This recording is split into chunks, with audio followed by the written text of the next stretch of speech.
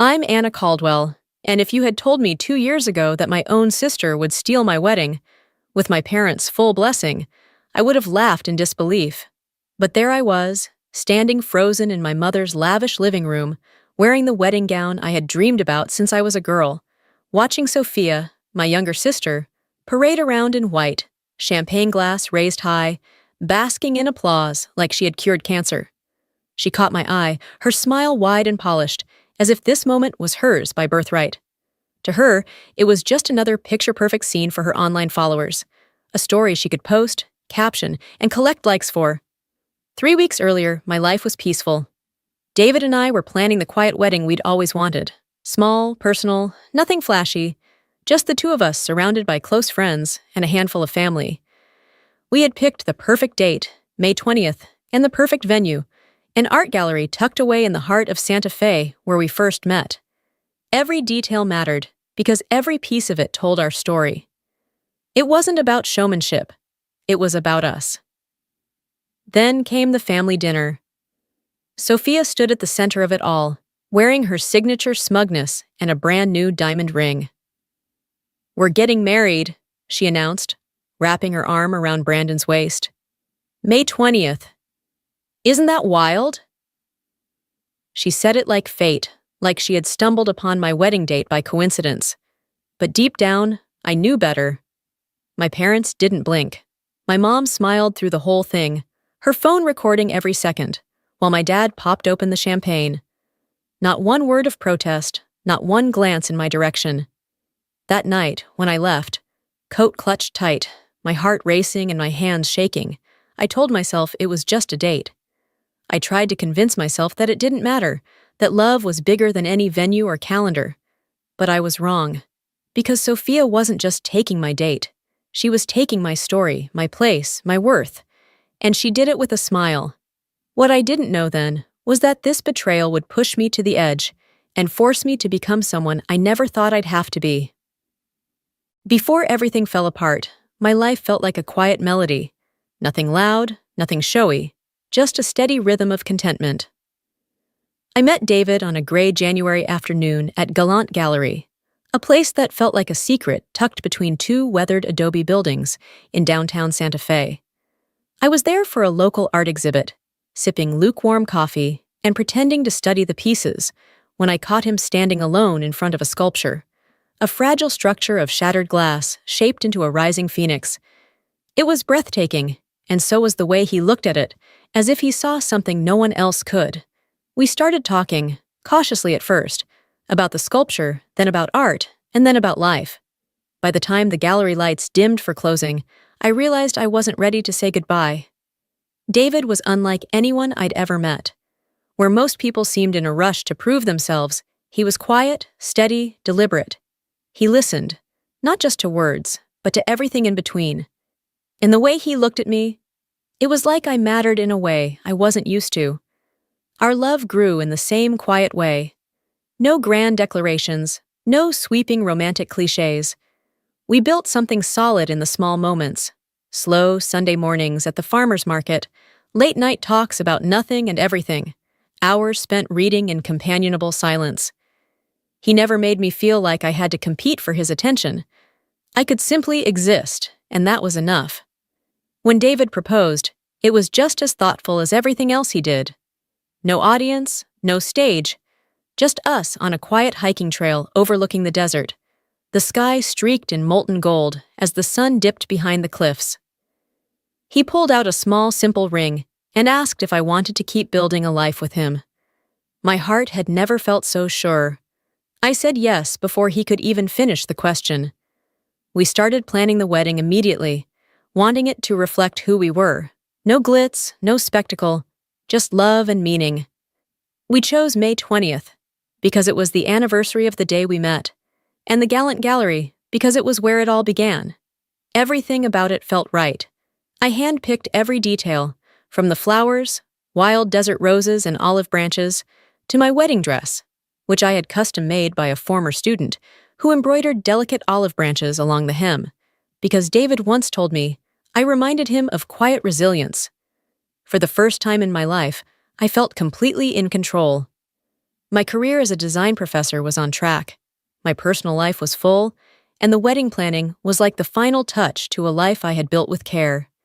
My parents, while never overly affectionate, gave polite nods of approval when I shared my plans. My mother, always more interested in appearances than emotions, simply asked about the guest list and the menu, but even that small attention felt like enough. Sophia? She seemed detached as always, bouncing from one passion project to another, never satisfied for long. She had always been the bright, dazzling one, the one who drew attention effortlessly, the one whom my parents adored openly. I had long made peace with living in her shadow, or at least I thought I had. Maybe that's why I never saw it coming. Never thought for a second that she would want what I had, until the day she decided it was hers to take. Looking back, there were signs, little comments, sidelong glances, hints of envy that I brushed off because I couldn't imagine my own sister would ever betray me. But I was wrong, so very wrong. It started with a phone call from Sophia. Her voice was bright, breathless, almost giddy. "Big news," she chirped. "We have to do a family dinner. It's huge." I should have known then. There was a sharpness beneath her excitement, something I'd grown familiar with over the years, but learned to ignore for the sake of peace. The dinner was set for the following Friday. I walked into my parents' house, expecting the usual. My mother fussing over the table settings, my father glued to his tablet, Sophia arriving fashionably late and making everything about her. But this time, she was already there, glowing in a tight white cocktail dress, standing beneath a banner that read, "She said yes." Balloons bobbed along the ceiling. A cake shaped like a diamond ring sat proudly in the center of the table, and my mom was recording every second like a documentary director. My stomach dropped. Before I could ask, Sophia raised her left hand, flashing a massive engagement ring, and beamed. "Ryan and I are getting married!" The room erupted in applause. My dad popped champagne. My mother wiped away fake tears of joy. I just stood there, frozen, blinking at the scene unfolding in front of me. Ryan? The man she'd only been dating for 6 months? And then came the real punch. "We've picked a date!" Sophia announced, squeezing Ryan's hand dramatically. "May 20th. Isn't that crazy? Meant to be, right?" The air sucked out of the room. I glanced at my parents, waiting for someone, anyone, to say something. My wedding date. The day David and I had chosen a year ago. The day we'd carefully planned everything around. But no one said a word. "That's my wedding day," I finally managed to say, my voice barely above a whisper. Sophia laughed, a high tinkling sound that set my teeth on edge. "Yeah, I know. But it's not like you trademarked it, Anna. Besides, yours is just a tiny ceremony, right? Ours is going to be a real event." She smiled wide, eyes gleaming. "We're doing it at the Aurora Resort. Ryan's uncle got us the ballroom." I felt like I was underwater, watching everything move in slow motion. My father shrugged. "It makes sense, Anna. Sophia's wedding will have more people, more family, more presents." My mother chimed in, not even looking at me. "You can just move yours to the following weekend. It's not like it'll matter. Yours is more personal anyway." I wanted to scream, to flip the table, to smash that stupid diamond cake, to shake them until they saw how cruel and absurd this was. But I didn't. I just stood there, my heart thudding in my ears, my hands shaking at my sides. And then I turned, grabbed my coat, and left. My mom's voice followed me out the door. "Think about the family, sweetheart." I did think about the family, all the way home. About how I had spent my whole life being told to compromise, to shrink, to step aside for Sophia. This was just the final, unforgivable blow. But it wasn't over. A week later, the call came from the Gallant Gallery. I was grading papers in my office when my phone buzzed. "Hi, Anna. It's Michelle from Gallant Gallery. I'm really sorry to have to tell you this, but your booking for May 20th has been canceled." My heart stopped. "That's not possible," I said. "We confirmed months ago. The deposit was paid. That's our date." Michelle hesitated. "It was rebooked yesterday, in person, under Sophia Martinez." The world around me blurred. I didn't hear the rest of her apology. All I could see was Sophia's name, my sister's name, scrawled across the contract that had once been mine. She hadn't just taken my date. She had taken my place. I hung up without saying goodbye, staring blankly at my desk as the weight of it all crashed down. This wasn't just about a wedding anymore. This was about erasure. About my family making it painfully clear, once and for all, where I stood. That night, when I told David, I expected anger or shock or something, but he just listened, his jaw tight, his eyes steady. He didn't interrupt, didn't rush to fix it. He just let me pour out all of my heartbreak, all of my disbelief, until I was empty. And then, after a long silence, he said the words that would change everything. "We're not letting them erase you." And for the first time in days, I let myself believe that maybe, just maybe, he was right. The morning after that crushing phone call, I woke up with puffy eyes and an ache in my chest that felt impossible to shake. I stared at my wedding dress, still hanging on the back of my bedroom door, its delicate embroidery catching the early light, and felt nothing but emptiness. I had spent months building this dream, piece by piece, and in the blink of an eye, my own sister had bulldozed through it like it was nothing. By noon, I had canceled everything: the florist, the string quartet, the catering order. I even logged onto Pinterest and deleted every single wedding board I'd carefully curated over the past year. It felt like sealing away a version of myself that no longer existed. That night, as I sat curled up on the couch, my phone buzzed. David was out running errands, and I was too drained to even look. When he walked through the door, he found me in the same spot I'd been all day, staring at nothing, clutching a blanket like it might keep me from unraveling. He didn't say anything at first, just sat down beside me, silent and steady, like he always was. And then he asked, "Do you trust me?" I blinked at him, confused. "Of course I do. Why?" He stood, grabbed his keys, and held out his hand. "Come with me." I didn't ask where we were going. I didn't care. I followed him out the door, numb and exhausted, letting him drive us into the fading light of evening. We left the city behind, the road stretching ahead like an open question, until we pulled up to a tall iron gate draped in ivy. A security camera clicked. The gate opened.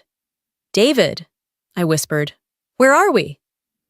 He didn't answer, just kept driving down a winding gravel road lined with juniper trees until a house appeared, a stunning, modern masterpiece of glass and stone, shimmering like it had grown from the earth itself. He parked, turned to me, and said, "I designed it, I built it, I own it." I stared at him, my mouth dry. "What do you mean you own it?" David sighed and took my hands. "There's a lot I haven't told you, not because I didn't trust you, but because I've seen what happens when people find out about money. My family, old money, private estates, all of it. I walked away from that life, built my own path. This house, it's mine. And if you still want to get married on May 20th, this is where we'll do it." I felt tears sting my eyes, not from sadness this time, but from something I hadn't felt in days: hope. "You're not doing this to one-up Sophia, are you?" I asked, my voice trembling. He smiled softly. "No, I'm doing this because no one gets to erase you. Not anymore." That night, for the first time in weeks, I slept soundly. And the next morning, I woke up with a clarity I hadn't known I was capable of. I wasn't just going to survive this. I was going to reclaim my story. A few days later, my phone buzzed with a message that felt like a spark in a pile of dry leaves. "Ryan, you deserve better than what they did to you. Can we talk?" At first, I ignored it, but David, calm as ever, said, "Answer him. Sometimes the cracks tell you more than the surface ever could." So I did. I met Ryan at a quiet cafe downtown. Gone was the cocky grin, the bravado. He looked tired, defeated even. And then he dropped the bombshell. Sophia had lied to him too. About me, about the wedding, about everything. What's worse? He had proof. He slid a flash drive across the table. Texts, emails, recordings. She admitted she stole your date out of spite. She even tried to bribe your gallery coordinator." He hesitated, then added, "She's been running this like a PR campaign. I think it's time someone saw the truth." I took the flash drive with shaking hands. "Why are you doing this?" "Because," he said quietly, "I'm tired of being a pawn. And maybe it's time Sophia finally faces the consequences."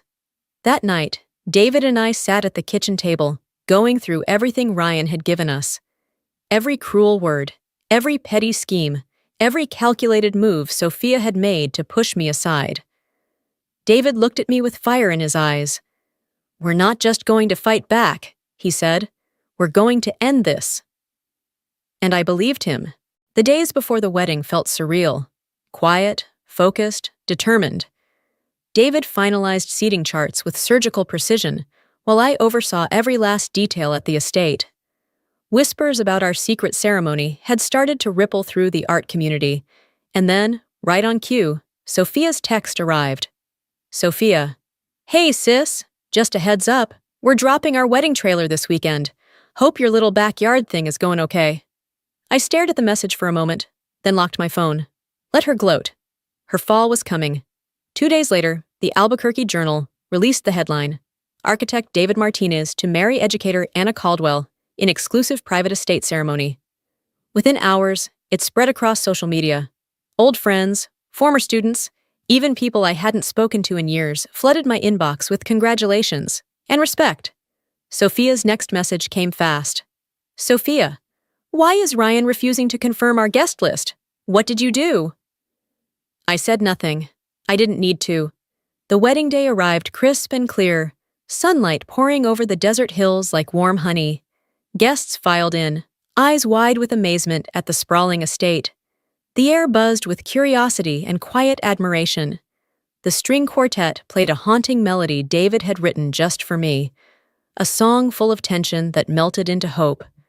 As I walked down the aisle, I wasn't scared or bitter. I felt powerful, seen, finally whole. After the ceremony, as dusk settled and golden lights spilled across the courtyard, David stood for his toast. He held his glass steady, his voice clear. "Today isn't just about love, it's about truth, and standing tall when someone tries to erase you." He looked to the AV team, "And today, we want to share the full story." The lights dimmed. The screen flickered to life. First came Sophia's voice, crisp and unmistakable. "She'll cancel, she always does. She's soft, that gallery is mine." Gasps rippled through the room. Then screenshots, messages of her bribing the gallery coordinator, boasting to Ryan about crushing me. And finally, the knockout. A hidden video of her laughing over wine. If Anna really loved that guy, she'd step aside. She's just background noise. Silence. A heavy, loaded silence. And then, a wave of applause, rising, unstoppable. That's when the ballroom doors burst open. Sophia stood there, frozen, still in her designer gown, makeup perfect, but her eyes wild with panic.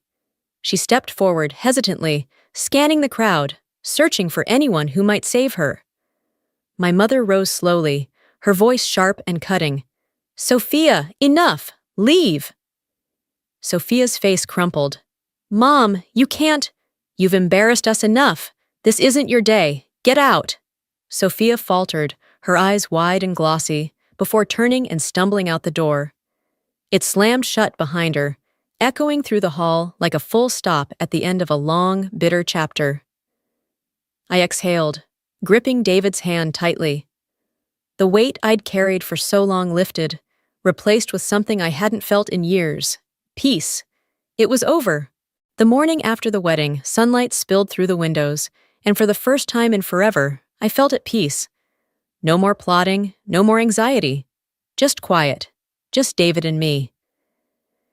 We spent our honeymoon wandering small streets in Tuscany, sipping wine, sketching, and letting the silence between us say everything.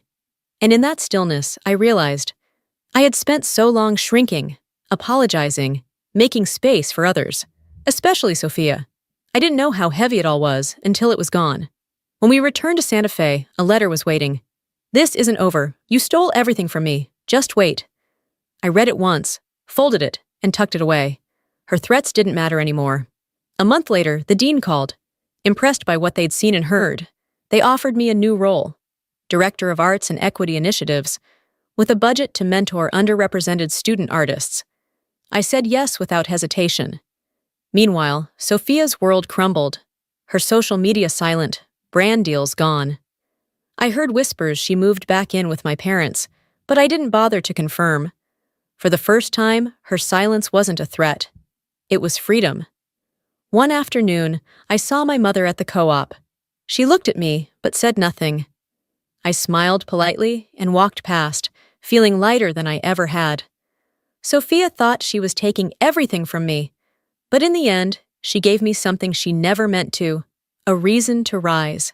And I won't ever let that go.